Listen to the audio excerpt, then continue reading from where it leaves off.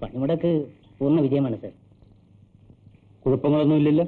ഇല്ല സാർ, ഇതുവരെ ഒന്നുമില്ല. പക്ഷേ ചില തോട്ടങ്ങളിൽ ഗുണ്ടകളെ ഇറക്കിയിട്ടുണ്ട്.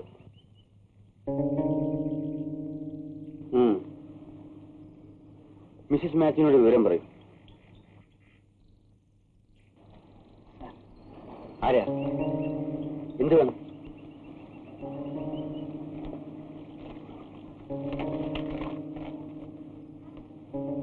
യേശുദാസ് ഇപ്പൊ എവിടെയുണ്ട്? അത് പറയാൻ പാടില്ല സാർ, അദ്ദേഹം ഒളിവിലാണ്. പിന്നെ ഞാൻ എങ്ങനെ കാണണമെന്ന്? സാറ് കൃത്യം 6 മണിക്ക് ചെമ്മണ്ണ ബസ് സ്റ്റോപ്പിൽ എത്തത്തക്ക വിധം സാറൂടെ ഒന്ന് തിരിച്ചാൽ മതി. ഞാൻ അവിടെ ഉണ്ടാവും. ശരി, വരാം.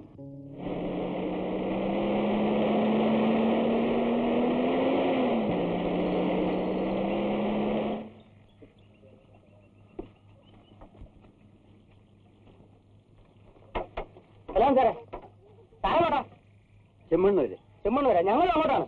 വണ്ടി നടക്കാൻ വേണ്ടി ഇട്ടിരിക്കുകയാണ്. കയറിക്കാരെ, അവിടെ ഇറക്കിയേക്കാം. താമസില്ലേ?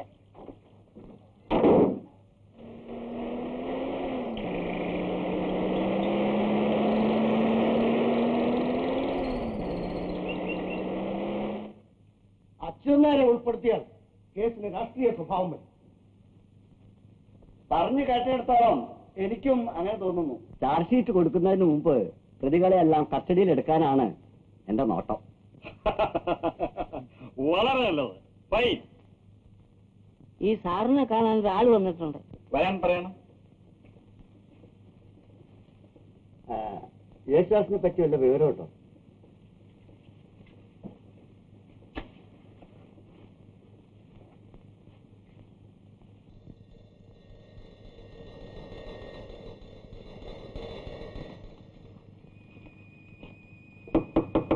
ആരാത്? തയ്യൽ കടയിൽ നിന്നാ. കത്തി കിട്ടിയോ? ആ, കിട്ടി.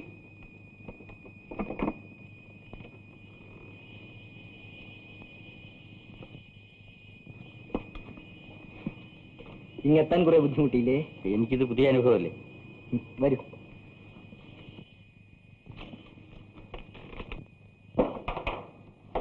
സരസ്വതി മാത്യുവിനെ കൂടി പ്രതിയാക്കാനാണ് അവർ ശ്രമിക്കുന്നത്. ചിലപ്പോ ഞാനും അവരും മാത്രമായിരിക്കും പ്രതികൾ. ഞാനും ചിലതൊക്കെ അറിഞ്ഞു. അവരോട് തോട്ടമുടമകൾക്ക് വൈരാഗ്യം തോന്നാൻ കാരണം? ഡാൻവർ സാഹിബ് മരിക്കുമ്പോ എസ്റ്റേറ്റ് കൈവശപ്പെടുത്താനായി ചില തോട്ടം ഉടമകൾ ശ്രമിച്ചു. മിസ്റ്റർ മാത്യു ഒന്നിനെ ശ്രദ്ധിക്കാത്തൊരു പാവമായിരുന്നു. സരസ്വതി മാത്യുവിന്റെ സാമർഥ്യം കൊണ്ടാണ് എസ്റ്റേറ്റ് മിസ്റ്റർ മാത്യുവിന് തന്നെ സ്ഥിരീകരിക്കപ്പെട്ടത്. ഇപ്പോഴും എസ്റ്റേറ്റ് കൈവശപ്പെടുത്താനുള്ള ശ്രമമാണ് മുതലാളിമാർ നടത്തുന്നത്. വേറൊരു കാര്യം ചോദിക്കട്ടെ. ഗോമുവും ശങ്കരൻകുട്ടിയും തമ്മിൽ സ്നേഹമാണ്. അതെ. ഇതറിഞ്ഞിരുന്നുവെങ്കിൽ ഞാനന്ന് അവിടെ വരില്ലായിരുന്നു. സരസ്വതി മാത്യു പറഞ്ഞുകൊണ്ട് മാത്രമാണ് ഞാൻ വന്നത്. എന്തിന്?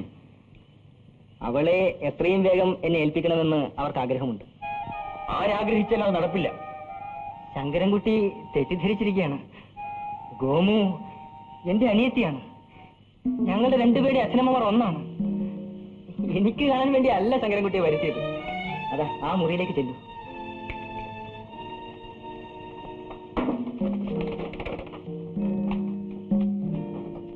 വരണം, ഇരിക്കണം. എന്നെ അറിയോ?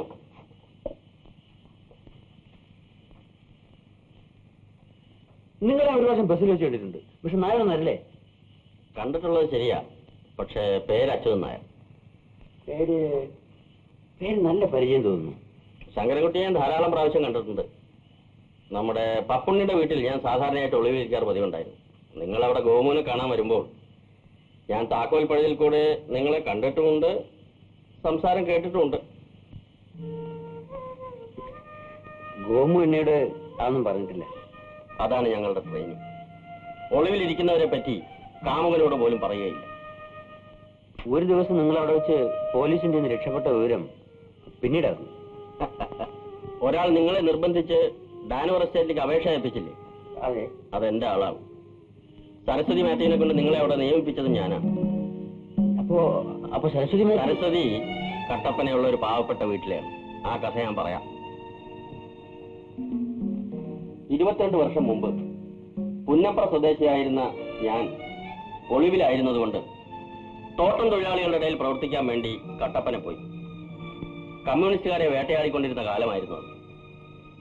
അന്ന് ഈ സരസ്വതിയുടെ വീട്ടിലാണ് ഞാൻ ഒളിവിൽ താമസിച്ചിരുന്നത്. സരസ്വതി അന്ന് അനാഥാലയത്തിലൊരു നഴ്സായിരുന്നു. അങ്ങനെ ഇരിക്കുമ്പോൾ ഒരു ദിവസം രാത്രി എന്റെ ഭാര്യയ്ക്ക് സൂക്കേട് കൂടുതലാണെന്ന് അറിഞ്ഞ് ഞാൻ വീട് വരെ പോയി. വല്ലാത്തൊരു രംഗമാണ് ഞാൻ അവിടെ കണ്ടത്.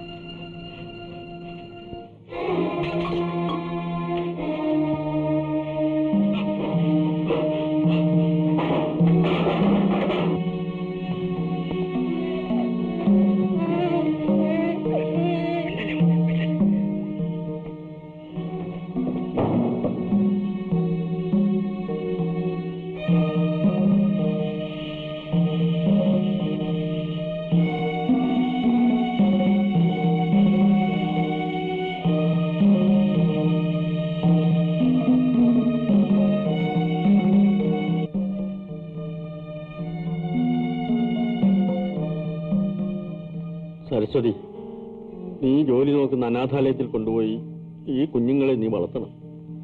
തൊഴിലാളി പ്രസ്ഥാനത്തിന് വേണ്ടി ഒഴിഞ്ഞു വെച്ചൊരു ജീവിതമാണ് എന്റേത്. എന്നെ കൊണ്ട് ഇവരെ വളർത്താനാവില്ല. ചേട്ടൻ ഒന്നുകൊണ്ടും വിഷമിക്കണ്ട. ഞാനിവരെ ആ അനാഥാലയത്തിൽ കൊണ്ടുപോയി എന്നെ കുഞ്ഞുങ്ങളെ പോലെ വളർത്തിക്കൊള്ളാം. വരട്ടെ മോനെ, വരട്ടെ മോളെ.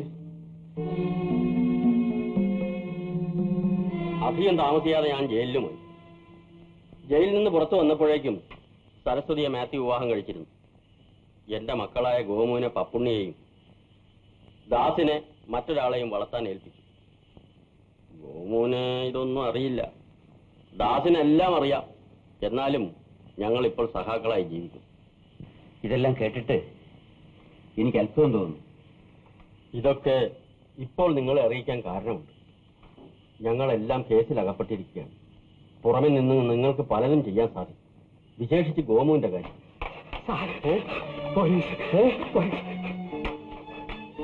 ജീപ്പാണ്. വളരെയധികം ആളുകളുണ്ടോ? ഉണ്ട് സാർ. തീർക്കാം. എന്താണ് പ്ലാൻ? വേഗം തീരുമാനിക്കണം. ശങ്കരൻകുട്ടി, നിങ്ങൾ ചെമ്മണ്ണിൽ വന്ന ഒരു ജീപ്പിലായിരുന്നു? അതെ.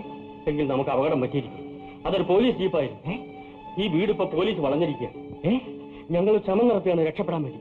ശങ്കരൻകുട്ടി, നിങ്ങൾ പോലീസിനെ എതിർക്കണ്ട. നിങ്ങൾ പുറത്തുണ്ടായിരിക്കണം. ദാസ് രക്ഷപ്പെടാൻ ശ്രമിക്കും. പുറത്ത് ചാടിക്കോ. ഞാൻ ആദ്യം ചാടാം. എല്ലാവരും കരുതിക്കൊള്ളും.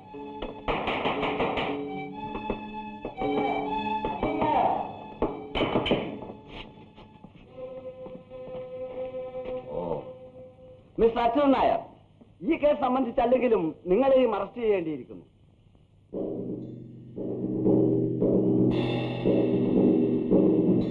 ഈ കേസ് സംബന്ധിച്ചല്ലെങ്കിലും എനിക്കും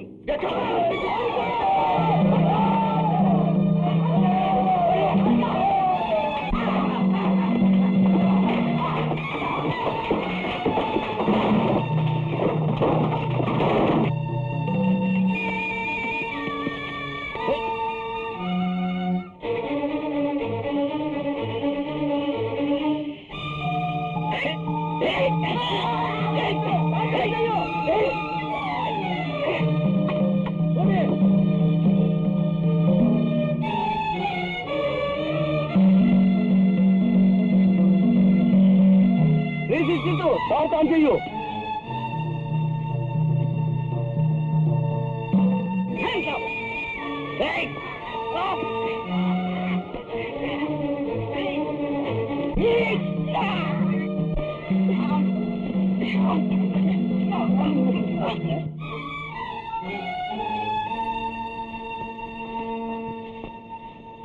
ശങ്കരൻകുട്ടി, വിടാതെ അവനെ പിടി.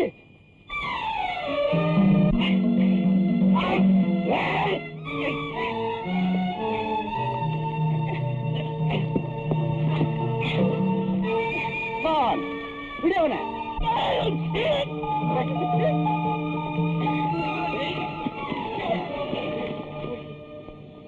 ശങ്കരൻകുട്ടി, പ്രതിയെ രക്ഷപ്പെടുത്താൻ ശ്രമിച്ചതിന് നിങ്ങളെയും അറസ്റ്റ് ചെയ്യേണ്ടതാണ്.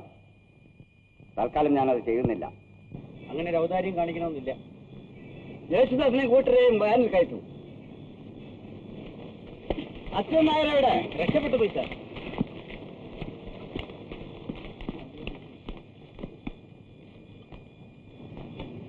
കുട്ടി വരൂ.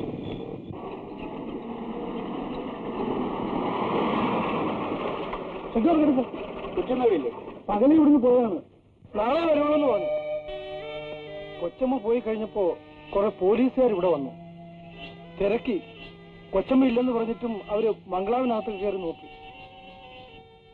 തങ്കക്കുട്ടിയെ വിളിച്ചോണ്ട് ബംഗ്ലാവിലാക്കിയിട്ടാണ് കൊച്ചമ്മ പോയത്. തങ്കക്കുട്ടിയെ പുറത്തെങ്ങും വിടരുതെന്ന് സാറിനോട് പ്രത്യേകം പറയണമെന്ന് കൊച്ചമ്മ പറഞ്ഞു.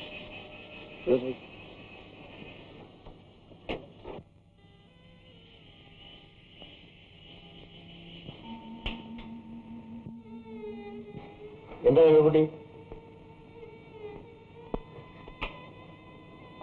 സാറേ, എന്റെ അമ്മയൊന്ന് പോയി കാണണം. രാമുണ്ണി മേനോൻ സാറും DSPയും ഒക്കെ കൂടി എന്റെ അമ്മയെ കൊണ്ട് ഇവിടുത്തെ നല്ല കൊച്ചമ്മയ്ക്കെതിരായി മൊഴി പറയിപ്പിക്കും. അവരവിടെ വന്നിരുന്നു. എന്റെ കൊച്ചമ്മയ്ക്ക് എന്തേലും വന്നാ ഞാൻ ജീവനോടെ ഇരിക്കത്തില്ലേ സാറേ? നമുക്ക് വേണ്ട ചെയ്യാം. തങ്കുട്ടി പോയി കിടന്നു തുടങ്ങി.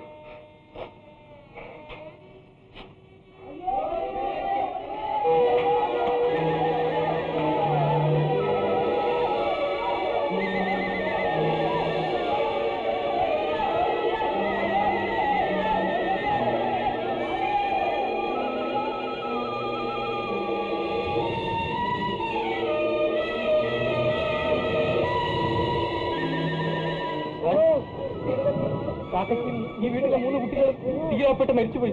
ഗൂണ്ടകളാണ് തീ വെച്ചത്.